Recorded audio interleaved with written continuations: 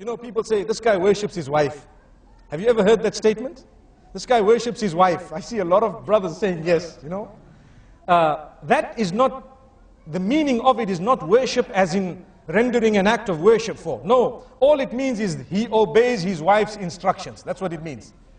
And I can give you on a lighter note, and I really like this because it plugs in, we're all human beings and we like a little bit of, you know, humor sometimes. They say there was a king, and he called all his subjects, the males, and he says, anyone who is ruled by his wife, come in this line.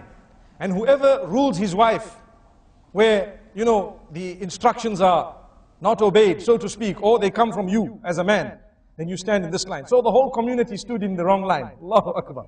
They all stood in a line saying, no, if my wife sees me in the other line, I'm dead meat. You see? So what happened is, they all got one egg each, an egg. They were given one egg. And there was one man who stood in the line. I'm the man. You know, in the house, I'm the man. So the king was so happy, at least amongst my subjects, there is one man who has such greatness, you know, meaning he has the quality, ar-rujula, you know, he's a man, you know. So now the king gave him a horse, brown horse.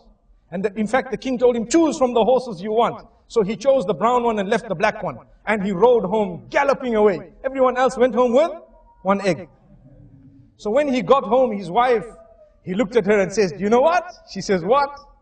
Today I got a horse because I'm the boss. You see? I got a horse because I'm the boss. She says, okay, that's good. Excellent. So you're the boss. So he says, you know, I was told to choose from 3 horses. There was a white one, a black one, and this brown one that I've actually come with. This was the best one. She says, wow, you look great in it. You look great in this horse, but you'd look greater in the black one. He says, well, not a problem. I had a choice. I can go back and get the black one. So he goes back galloping to the castle. And he says, oh king. The king says, yes, what's happening? He says, I just want to swap my horse. He says, why? When I went home, my wife told me that you'd look better in the black horse. The king says, no problem. He took the horse and gave him one egg. Allahu Akbar. So, the moral of this story is obedience. We're talking of obedience. People say you worship someone when you obey them. You know, people say this man worships his wife because he obeys. Wallahi, we don't even understand that the example of Allah is higher. We can never ever equate Allah with any human being. But we need to know that ibadah of Allah subhanahu wa ta'ala is also connected to obeying His instructions.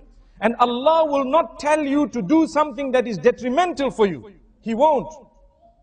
Whatever Allah has instructed you to do, and whatever He has asked you to abstain from, all of that is for your benefit, oh man. Why is it that we want to look at it and think that this is very difficult when, if someone were to tell us to do something that is not beneficial for us, because we love them, we might end up doing it. Why is it that we don't show higher love for Allah subhanahu wa ta'ala?